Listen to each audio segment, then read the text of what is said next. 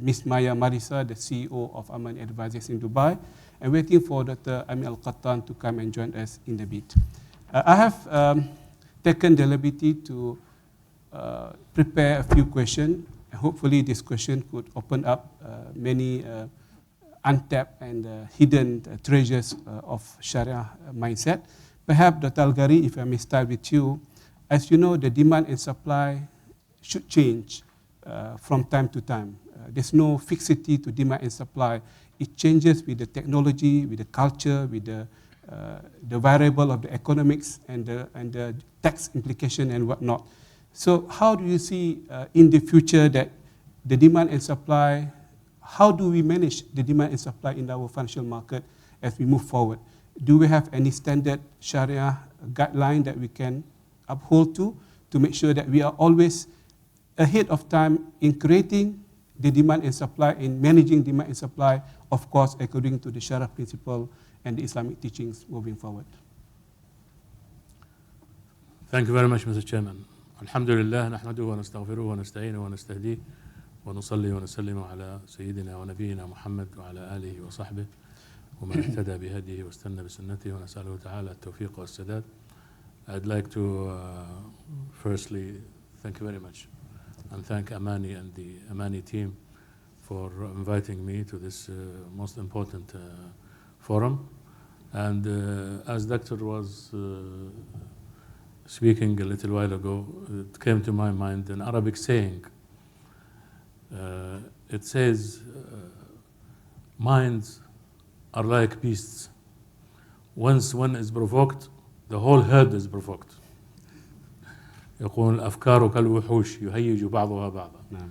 So I'll do my best to be provoked so that I provoke all of you to really engage, because this is the best setting for discussing important issues and coming out of the time we spend here with concrete ideas, at least. So let's, I think as an observer of Islamic banking has been demand-driven. It is the push of the people who desire halal finance that forced all the institutions, central banks, government, to respond to this demand and provide the Islamic banking services and financial products for this demand. And it has been until this very day. It is a demand-driven. And of course, like any other market, it changes over time. In the beginning, the maximum people who hoped for is to respond to their needs for simple things, personal loan, acquiring a home, buying furniture, things like this. Now, alhamdulillah, we have gone very sophisticated. We have treasury products, we have hedging products, we have profit rate swaps, and 2 days ago, the Ministry of Finance in Saudi, they announced they are issuing 30-year sukuk. So there is progress. But again, all this progress is demand-driven. For instance, in Saudi, now when any company is going into IPO, they make sure that they are meeting the Islamic stock investment criteria. Why? Because if they don't, chances are the IPO will fail. And there is a concrete case where up to the very last minute and during the process of book building, everybody said, sorry, we are not participating unless you clean up your balance sheet. Demand-driven. So demand is actually the force behind Islamic banking, and it will remain so. And this is very natural, because institutions like banks, they are after profit. And the only way to have them involved in developing Islamic banking is to show them the carrot. Can I interject at that point? can we create in the near future a supply kind of products rather than demand? So the supply come first, the demand will come later. Would that be possible?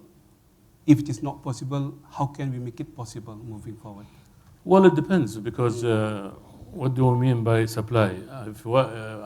Supply of funds, for instance. Of course, this is supply. People have savings, and they want to invest the savings, so this is supply of funds. But this supply is conditional. You have to invest it in Islamic investment. So again, the supply is actually forcing the market to become Islamic. Of course, any market is a living thing. It is breathing every day the desires and the needs of the people and responding to them. Alhamdulillah, we are very happy and satisfied that the Islamic finance market is very healthy, and it is dynamic, robust, and it is every day responding to the needs of people. Thank you very much, Mr. Chairman. Thank you, Dr. Elgari, for sharing your, again, high-level perspective of the evolution of banking finance from day one in 1979, perhaps 1975 in IDB set up in Jeddah all the way until in the modern time. If I may now move to Mr. Omar Yawer. I think you have been interacting with your customers in Europe in particular, and beyond Europe, in US and Middle East and perhaps Far East. They are coming to you because they are looking to have new, trendy and fashionable demand-based products to suit their face and their way of thinking.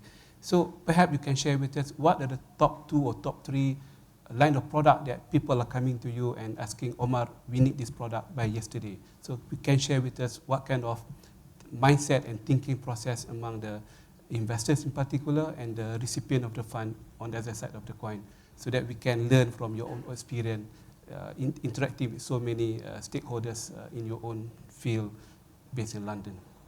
Thank you very much. Ladies and gentlemen, good morning. One of the things that you see across the region, whether it's institutions being sovereign wealth funds all the way down to family groups. On the family group side, pensions and endowments who are Sharia compliant investors constantly have this battle of figuring out, how do I balance my portfolio when I don't really have really strong equity portion to be able to put in my portfolio? What I mean by that, there's been a lot of great managers on the sukuk side to put in their portfolio. However, on the equity side, i.e. to a proper asset allocation model, based on the modern portfolio theory, they come up against subpar managers, unfortunately. Why is that? Because effectively, the demand has historically been on the retail side, and managers who have invested a lot of money on technology and trying to generate alternative, or let's say quantitative methods of generating alpha on the equity space, have not really looked in that space. Why? Because the real allocator with size, i.e. Sovereign wealth funds in particular, have really ignored the Sharia compliant space. And that's due to the fact that it's kind of the chicken or the egg. They look for quality managers to invest in that space, yet the managers who have those type of strategies have it only on the conventional side. So one big segment that I've been resonating over the last really 7 years, whether more in the Middle East as well as Europe, they've been looking for a strong equity manager in that space, and more specifically quant. Now, to do that, there's been a lot of education that needs to be done on the manager side, because there's been the biggest growth that has happened initially was on about 2006, 2007. A lot of Western managers, multi-billion dollars under management, have sought to go through the Sharia compliant space, but back then they faced a lot of challenges in which Sharia scholar to pick, what is the right structure. And they kind of stopped after 2008 because the entire market collapsed in general. So they started saying, well, maybe we'll just stay off that space. Yeah. So that's one segment. And that segment, frankly, will only grow with meaningful size when and if we are able to present the case to particularly sovereign wealth funds who have the larger ability to allocate, much like the Norges of the world, where although a bulk of their assets come from petrodollars, they're actually going more ESG. So unless we're able to convince the sovereign wealth space within our region to allocate a small piece to make this size meaningful, Western managers are going to struggle to create the strategies for that. So definitely on the equity side, to do a proper asset allocation model is needed. And the second is a differentiated access to yielding strategies, yielding assets. On the real estate side, they're looking for that. They're looking for different interesting things because they see it. They see a lot of managers coming in on the conventional side, presenting really interesting 10, 12% generating assets. Yet when it comes to the Sharia compliance side, many managers don't have that or don't have the breadth to actually present sizable strategies in that space. Okay, thank you very much. As you know, in Malaysia, we have perhaps the first in the world, the Employee Provident Fund, the EPFI, investing in Sharia compliant equity and fixed income and money market and what have you. And in their risk appetite document, they have mentioned clearly that we are expecting the return of our Islamic portfolio will be 50 basis points lower than the conventional, so that the pensioners or the potential pensioners would expect that their return will be less than the conventional return of the EPF, the parent company. And this is the challenge, because if I'm the Islamic investor, I wanted to be compliant, but I was reading through the risk appetite document, which is made it public, that my return at the end of the day will be at least below 50 basis points from the conventional, which is true. The last dividend they have declared, I think the conventional was giving about 6.50, 6.5, and the Islamic about 5.9, around that range. So this is the challenge, and we have to look how can we fill the gap. If not 50 basis points, make it 20 basis points or 30 basis points or perhaps 10 basis points to be neck to neck to the conventional performance. We'll come to that in a bit later. Maya, you have been involved in structuring and products from time to time, almost on daily basis. What are the skills required to blend the Sharia mindset and the structuring skill to create a bespoke products that are compliant, at the same time can give the yield and the asset allocation and whatnot, risk management, watertight, and so on and so forth? 3 minutes. Okay, thanks, Dr. Daud. Coining Dr. Elgari's words just now, so I think the bees are out and swarming around, so I'll try and be provocative as well, in a good sense. I think there's a lot to learn for the Islamic finance players to learn from the conventional finance space. I think what Dr. Daud mentioned just now, the lower rate of return, that is a normal perception and normal observation that you see in the market, that Islamic products will give lower return, it will cost you higher, it will take a longer time to develop, etc. So and if you look at the conventional space, in terms of the variety of products, in terms of the strategies, in terms of the the cycle that you've gone through in managing risks, in perfecting and refining strategies and methodologies, put aside the prohibited activities, I think these are the things that we can learn and things that can be adapted to suit Sharia requirements. So I think the Sharia mindset has to come from that angle to make or to develop and expand the Islamic finance industry, to include more strategies, to include more different structures and variety of investment instruments, not just to cater for the demand side, but also the ancillary aspects, the hedging instruments, I think. So we are bit lacking in that area as well. Looking at the demand side, I think there's no lack of demand. You have the Islamic investors. You also have investors who are agnostic, that may have preference to invest in a Sharia compliant manner.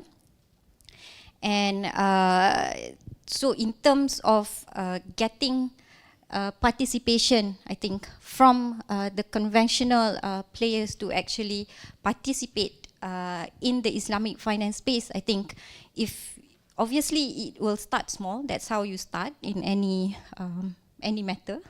But let's say if you have an additional 100 million coming from the Islamic investors compared to probably 500 million from the conventional investors, it is still an additional millions, I would say.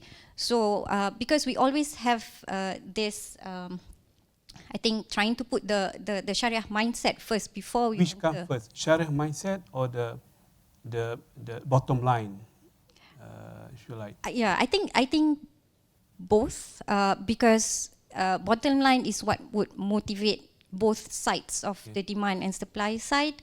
But it's always a challenge to convince some conventional players to actually come and participate because of they would feel that they probably have lack of interest. I think structuring skills, the structuring part would come later. Yeah. Okay, as a scholar myself, I have been writing in my books and speaking in many seminar conferences by saying that Sharia does not provide one solution to one problem. In fact, one solution fits all is not part of the Sharia. So we have to take that mantra and try to create a potential solution and structuring skill even for one common problem, let's say hedging, perhaps asset allocation, perhaps quant, fintechs. So this is, we are trying to, impress on you that Sharia, perhaps Dr. Elgari can comment on that point as well, all the time throughout the history will provide more than one solution, even for one simple problem, because the variable are different, the ecosystem is different, and the demand and supply is also different from one place to another. So coming back to Dr. Elgari, again, we have heard the issue of asset allocation, the return and the yield are not,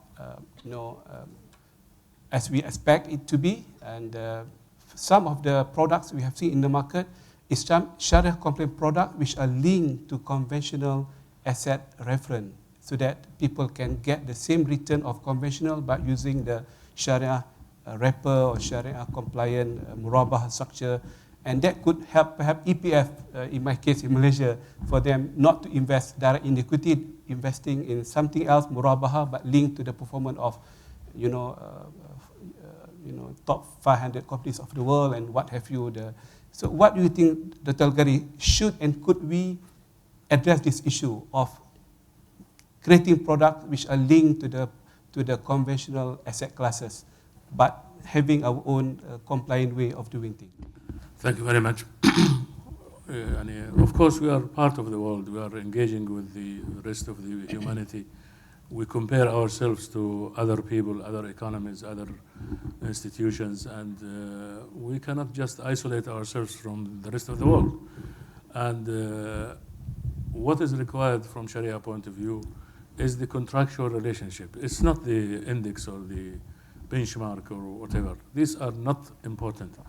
It's just like temperature. When I say that temperature in Mecca is higher than temperature in London, it's, oh, astaghfirullah, this is kafir, you compare it. This is ridiculous. The same thing with LIBOR and the SB 500 and anything, doesn't matter.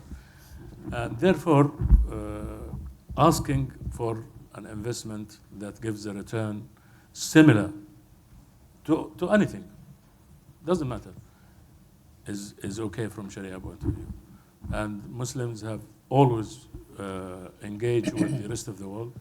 The second Khalifat, Omar ibn Khattab radiallahu anhu, asked some of his colleagues to study and show him how the other states like in Iran, the emperor there or whatever, how do they manage their government? He wants to learn and to benefit. Why not? Yes, they are not Muslims. Yes, we defeated them. But still, we have to appreciate that they have a heritage, they have accomplishments. And the same thing here. We should not underestimate the conventional world. These are wise people. They have built a system which is based on logic. You can easily see that it is giving results, responding to the needs of the people. Why shouldn't we benefit from it? And one of the things to really protect Islamic banking, to make sure that it is giving return similar to the conventional. Otherwise, people will become in fitna.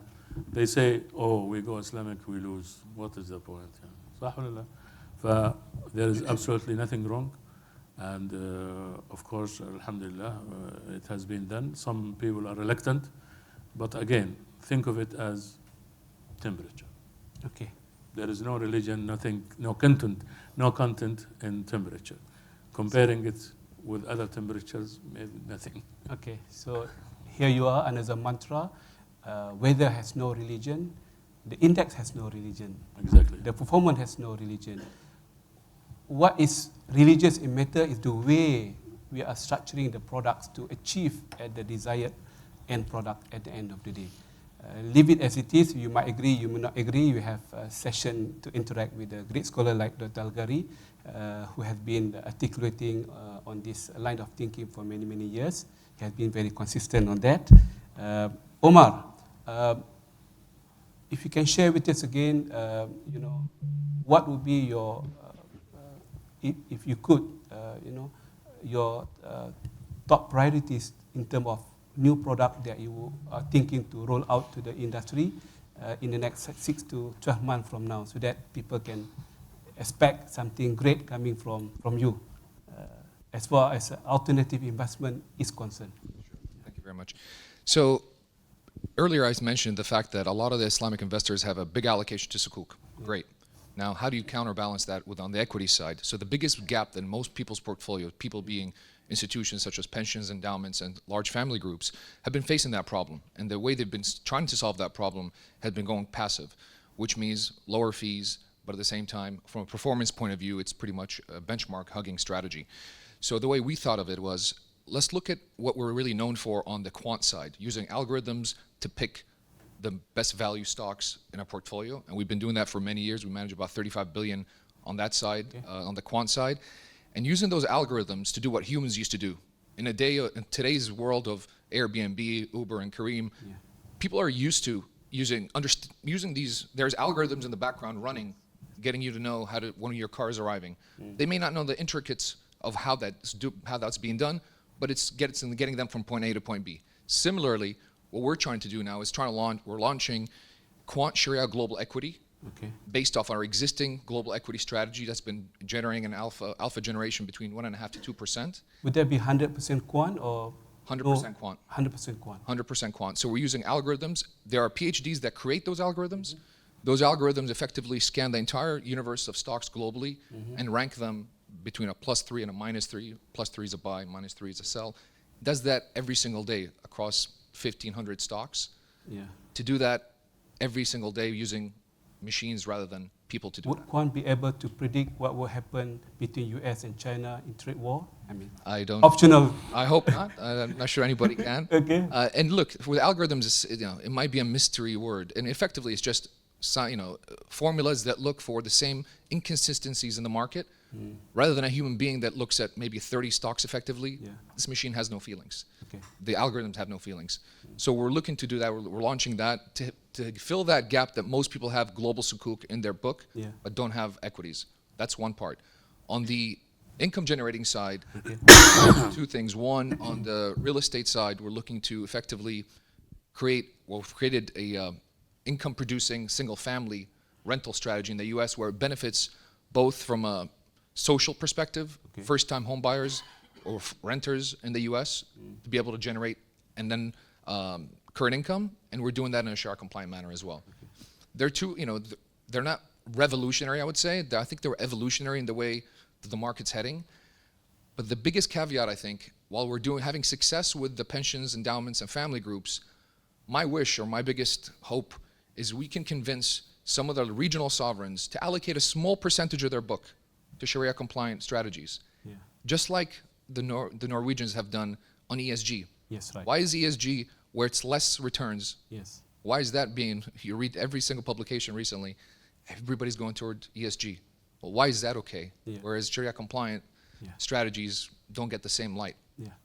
Thank you, Omar. Maya, developing alternative investment instrument, they could be a risk from the Shariah perspective.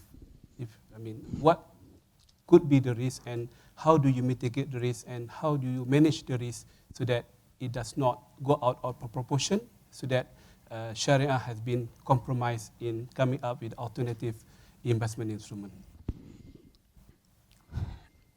I think in terms of risk from the Sharia perspective, as with any new structures or new instruments, I think it's more about getting the comprehension and of what is the main objective of structuring and structuring or getting into an alternative investment instruments. I think if we are looking at basically expanding and providing variety, providing good performing assets, I think that can capture a bit of interest and motivates and encourages the parties to actually get into it. I think in terms of the Sharia contracts and principles, there shouldn't be any compromise.